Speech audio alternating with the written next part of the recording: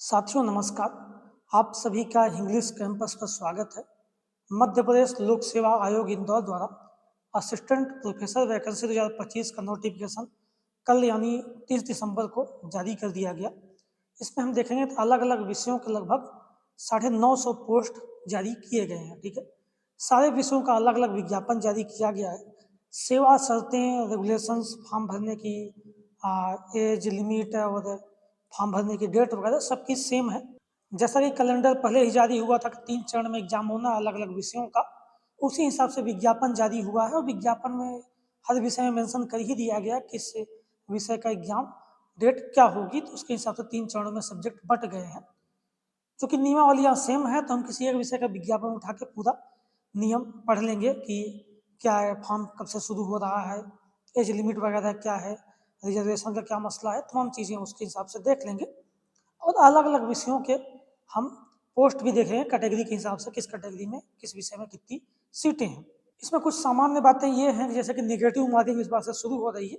हालांकि negative marking कितने percent होगी, वेटेज क्या होगा उसका अभी वो क्लियर नहीं है। जब नोटिफिकेशन विस्तार से और चीज़ें आएंगी वहाँ क्लियर होगा। गेस्ट फैकल्टी को 25% सीटें रिजर्व हैं हर कैटेगरी में, और वुमेंस को, महिलाओं को 33% सीटें रिजर्व है कैटेगरी के हिसाब से। जैसा कि हमने कहा कि सारी नियमावलियाँ सारे विज्ञापन में सेम दिए गए हैं, महत्वपूर्ण निर्देश सब कुछ, तो हम ये सहायक प्राध्यापक हिंदी विषय के विज्ञापन के माध्यम से हम नियमावली समझ लेंगे और उसके उपरांत हम सारे विषयों की सीटें देखें, किस विषय में कितनी सीटें किस कैटेगरी में हैं। ठीक है, ये देखें चूँकि इसकी परीक्षा तिथि 12/7/2026 दिया था। ये पहले चरण में हिंदी विषय का हमारा एग्जाम होना है। सारे विषयों के अलग अलग चरणों में एग्जाम होंगे, उस विज्ञापन में दिया हुआ है किस चरण में एग्जाम जाएगा, डेट वहीं दे दी गई है। प्रवेश पत्र, चूंकि ये 12 को एग्जाम है तो 2 तारीख को प्रवेश पत्र जारी कर दिया जाएगा, 2 जुलाई को, मतलब 10 दिन पहले। फॉर्म भरने की अंतिम तिथि 26 मार्च 2026 तक रात तक फॉर्म भरने की अंतिम तिथि अभी दी गई है। ठीक, इसमें देखें तो सबसे पहले फॉर्म आपका शुरू कब से हो रहा है विज्ञापन, तो वो 27 फरवरी से फॉर्म भरना शुरू होगा और वो आपका वो 26 मार्च तक रहेगा। लगभग 1 महीने टाइम इन्होंने फॉर्म भरने का दिया हुआ है। ठीक, अगर आप फॉर्म उस बीच नहीं भर पाते हैं, लेट हो जाते हैं, तो लेट फीस के साथ भी इन्होंने फॉर्म भरने का मौका आपको दिया है। 27 मार्च से लेकर 2 अप्रैल तक फॉर्म भरा जाएगा, लेट फीस 3000, और फिर 3 अप्रैल से लेकर 17 जून तक आप 25,000 अतिरिक्त फीस के साथ फॉर्म भर सकते हैं। ये इनका विज्ञापन में मेंशन इन्होंने क्या रखा है, अतिरिक्त फीस के साथ अगर आप टाइम पे फॉर्म नहीं भर पाते हैं तो फॉर्म आपके ऑनलाइन भरे जाएंगे, ऑफलाइन कोई भी फॉर्म नहीं होगा। एज की गणना देखें हम तो 1 जनवरी 2026 से आपकी एज की गणना की जाएगी और वो हाई स्कूल की अनुसूची में जो लिखा होगा आपके जन्म तिथि वही मान्य होगा। ठीक, एज मिनिमम 21 है, मैक्सिमम 40 ईयर है, ये आगे मेंशन किया गया है, वो भी हम देखेंगे। इसके बाद महत्वपूर्ण निर्देश और देख लेते हैं। अगर आपकी कुछ गलती होती है फॉर्म में तो आप 2 मार्च 2026 से लेकर 28 मार्च 2026 तक अपना त्रुटि सुधार कर सकते हैं, कुछ भी गलतियां होती हैं। ठीक, जो ये पहली बार फॉर्म भरेंगे टाइम पे, और जो त्रुटि सुधार अगर मान लो ऐसे व्यक्ति जो लेट फीस के साथ भरते हैं वो 17 जून तक लेट फीस वाले अपना त्रुटि सुधार कर सकते हैं, जो लेट फीस देकर फॉर्म भरेंगे। करेक्शन में ध्यान दें त्रुटि सुधार में कि नाम में कोई करेक्शन नहीं होगा। नाम के अतिरिक्त कुछ भी गलती होती तो आप करेक्शन टाइम पे कर सकते हैं। प्रत्येक करेक्शन का 50 रुपये आपका चार्ज लगेगा, करेक्शन हो जाएगा, लेकिन नाम में कोई सुधार नहीं होगा। ठीक है, पात्रता देखते हैं, शैक्षणिक अर्हता तो 55% अंक के साथ आपका स्नातक डिग्री होनी चाहिए, स्नातकोत्तर होना चाहिए। पोस्ट ग्रेजुएशन आपने 55% के साथ किया हो, साथ ही आपका नेट हो या तो एमपी सेट हो या तो आपने पीएचडी कंप्लीट कर लिया हो। ठीक है, नेट या तो एमपी सेट या तो पीएचडी हो आपकी, तो आप यहाँ पे एलिजिबल होंगे। 55% एमए जनरल कैटेगरी का है। बाकी जो रिजर्वेशन कैटेगरी है, किसी भी प्रकार का रिजर्वेशन है आपका, एससी एसटी ओबीसी अन्य पिछड़ा वर्ग में, और या तो महिला हैं आप या तो आप पीडब्ल्यूडी कैटेगरी में आते हैं, ईडब्ल्यूएस में आते हैं, सबको आपको 5% की छूट यहाँ पे मिलेगी। अर्थात उनके लिए 50% ही मिनिमम है, 50%, तो भी वो एलिजिबल है एग्जाम में शामिल होने के लिए। ठीक है, रोजगार पंजीयन अन्य प्रदेश अभ्यर्थियों के लिए जरूरी नहीं है, उनको मुक्त रखा गया है। एमपी के जो मूल निवासी हैं वो अभी बिना रोजगार पंजीयन के फॉर्म भर सकते हैं, लेकिन जब उनका इंटरव्यू होगा तब आपको रोजगार पंजीयन करना होगा। ठीक। जो शासकीय सेवक हैं, किसी भी कॉलेज में अतिथि विद्वान हैं या शासकीय सेवक हैं, उनको अपने विभाग कार्यालय से एक एनओसी सर्टिफिकेट लेना होगा, वो वहाँ पर फिलअप करना होगा। जो अशासकीय सेवक किसी संस्थान प्रतिष्ठान में है उनको भी अपना एक सेवा में होने का प्रमाण पत्र अपना देना होगा। ठीक है। एक बात और ध्यान रखिए, जो भी शैक्षणिक अर्हता है, एलिजिबिलिटी है आपकी, या मूल निवासी स्थानीय निवासी का प्रमाण पत्र है, या भूतपूर्व सैनिक, या दिव्यांगता, या ईडब्ल्यूएस सर्टिफिकेट, सारे सर्टिफिकेट आपके फॉर्म जब तक लास्ट डेट है 26 मार्च 2026 उसके पहले के जारी हो या उस दिन तक जारी होने चाहिए, उसके बाद के सर्टिफिकेट ना हो। ठीक है।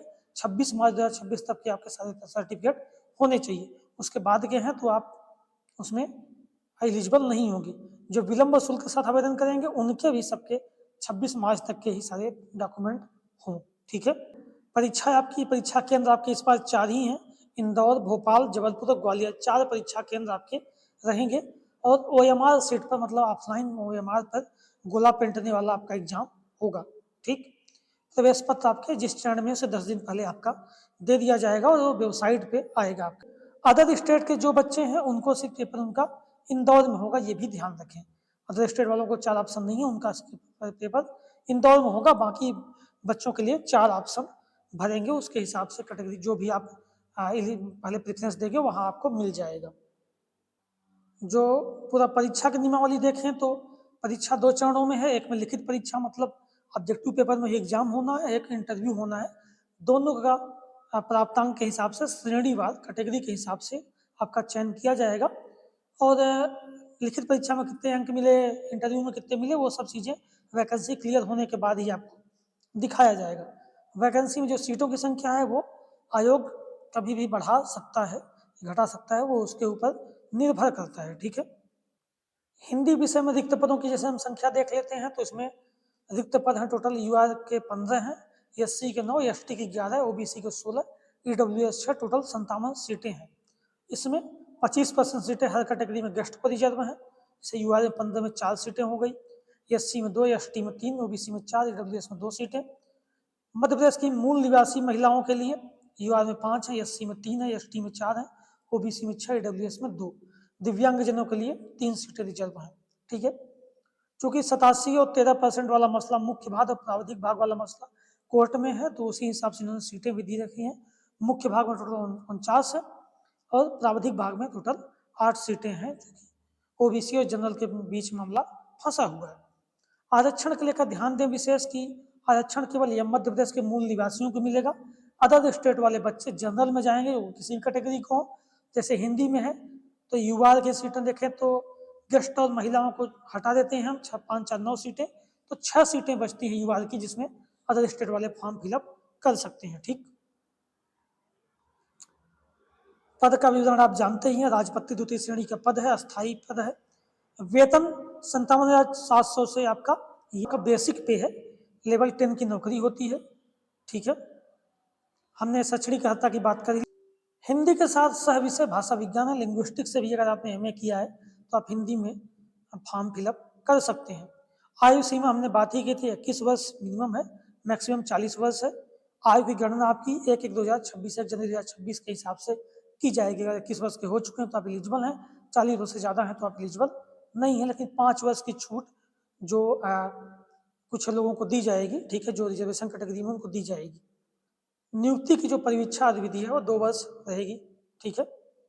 अगर किसी वर्ग में मध्य प्रदेश की मूल निवासी महिलाओं का जो आरक्षित वर्ग है वहाँ तीन महिला वर्ग में कैंडिडेट नहीं मिलते हैं तो उसी वर्ग के पुरुषों द्वारा वो पद भरे जाएंगे, ये ध्यान रखिएगा। अगर कोई उम्मीदवार ऐसा है जिसे महिलाओं के विरुद्ध किसी अपराध का दोष सिद्ध ठहराया गया हो तो किसी सेवा या पद के लिए नियुक्ति का पात्र वह नहीं होगा। परंतु जहां न्यायालय मामला लंबित हो, जब तक मामला क्लियर नहीं हो जाएगा तब तक उसका नियुक्ति लंबित रहेगी, तब तक नियुक्ति नहीं दी जाएगी। किसी उम्मीदवार की अगर 26 जनवरी 2001 के बाद 2 से अधिक, 2 है तो ठीक है, 2 से अधिक जीवित संतानें हैं तो वो नियुक्ति नहीं पा सकता है, ध्यान रखिए। चयन प्रक्रिया की हम बात कर ही रहे थे। ओएमआर सीट पे आपका वस्तुनिष्ठ ऑब्जेक्टिव प्रश्न होंगे। इस बार निगेटिव मार्किंग होगी, ऋणात्मक मूल्यांकन किया जाएगा, निगेटिव मार्किंग होगी। निगेटिव मार्किंग कितनी होगी ये अभी क्लियर नहीं बताया है, इसके लिए बाद में जानकारी होगी कितने % निगेटिव मार्किंग में प्राप्त अंक कटेंगे। एक सीट पर 3 गुना बच्चे और समान अंक पाने वाले बच्चे इंटरव्यू के लिए बुलाए जाएंगे। ठीक है, इंटरव्यू की लिस्ट वेबसाइट पर जारी की जाएगी। सब कुछ जानकारी आपको वेबसाइट पर इनके mpsc.mp.government.in पर यहीं पे सारी चीजें मिलेंगी। प्रतियोगी परीक्षा केंद्र हमने बताया भोपाल, इंदौर, ग्वालियर, जबलपुर 4 हैं। इसमें आप 2 परीक्षा शहर प्राथमिकता क्रम में चयन करेंगे और अदर स्टेट वाले केवल इंदौर में पेपर देंगे। ठीक, डेटिंग की बातें कुछ कर लेते हैं हम। तो ऑनलाइन आवेदन आपका 27 फरवरी से शुरू होगा, हमने बताया ही, और अंतिम तिथि 26 मार्च है फॉर्म भरने की। त्रुटि सुधार आपका 2 मार्च से शुरू हो जाएगा और 28 मार्च तक, फॉर्म की डेट खत्म होने के 2 दिन बाद तक आप त्रुटि सुधार कर सकते हैं, करेक्शन कर सकते हैं। प्रवेश पत्र आपका जैसे हिंदी का है 2 तारीख को आ जाएगा, अन्य विषयों का भी 10 दिन पहले आ जाएगा। विलंब शुल्क 3000 के साथ आप 2 अप्रैल तक फॉर्म भर सकते हैं। विलंब शुल्क 25,000 के साथ आप 17 जून तक फॉर्म भर सकते हैं। ये बातें हमने पहले भी आपसे की हैं। परीक्षा शुल्क की बात करते हैं, फॉर्म शुल्क की आपकी, तो मध्य प्रदेश के जो SC, ST, OBC, EWS और दिव्यांग श्रेणी है उनको 250 रुपये है। जनरल कैटेगरी के, मतलब जो MP के जनरल कैटेगरी हैं, अदर स्टेट के, उनको 500 रुपये ये फॉर्म फीस देनी होगी। साथ ही आपका पोर्टल चार्ज 40 रुपये लगेगा, समझे 540, इनका 290 रुपये।